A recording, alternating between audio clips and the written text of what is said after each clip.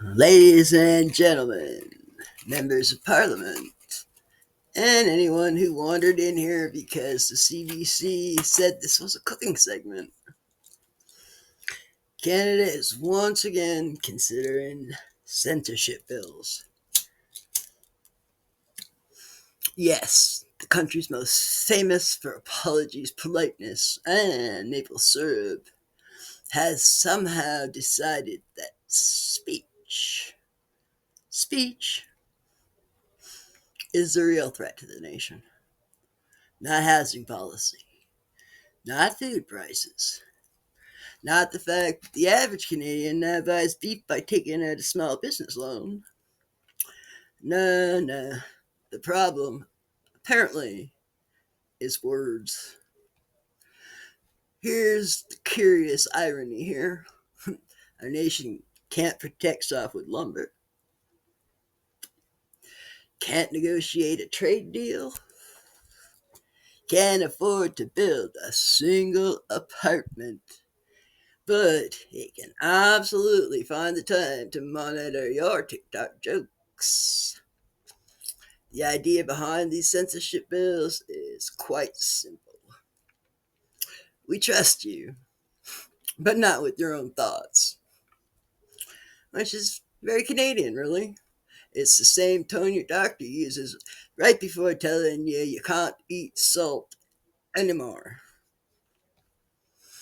I've always believed the right to free expression includes the right to be annoying, the right to be ridiculous, and, on occasion, the right to piss someone off who definitely needed to be pissed off.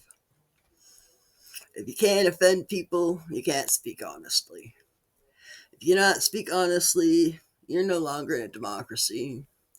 You're in a very polite dictatorship with a Tim Hortons on every corner. Uh, censorship never begins with monsters.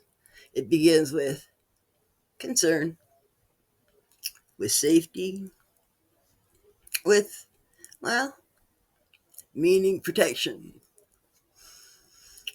And then, quite suddenly, you require government permission to post a video of your cat. We're told these bills are not censorship. Ah, no, no.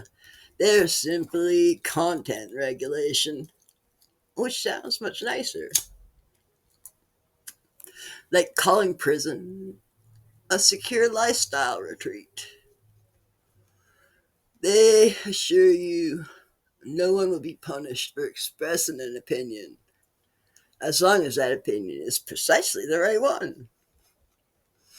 Canada is a country where you can be arrested for honking, but not for burning churches. You can be fined for misgendering, but not for bankrupting an entire generation.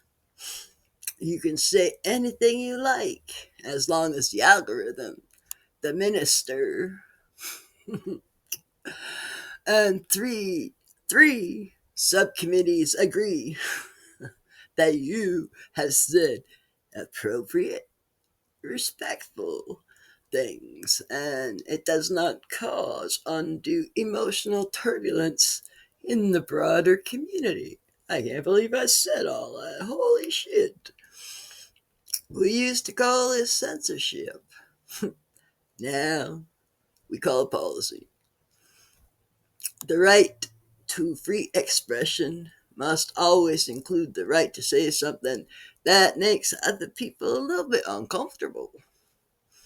Otherwise, the only people allowed to speak will be bureaucrats, bankers, and whichever prime minister is currently rehearsing their concerned eyebrows. I respectfully submit that we've heard quite enough from all three. If your government fears speech, your government fears you. And if your government fears you, perhaps that says far more about them than any words about you. So I'll leave you with this. Canada needs more jokes, more honesty, more uncomfortable truths. and more people brave enough to say them, not fewer. Because a free country isn't measured by how loudly you can agree, but how safely that you can disagree. I'm Lord Briggs, and that's my time.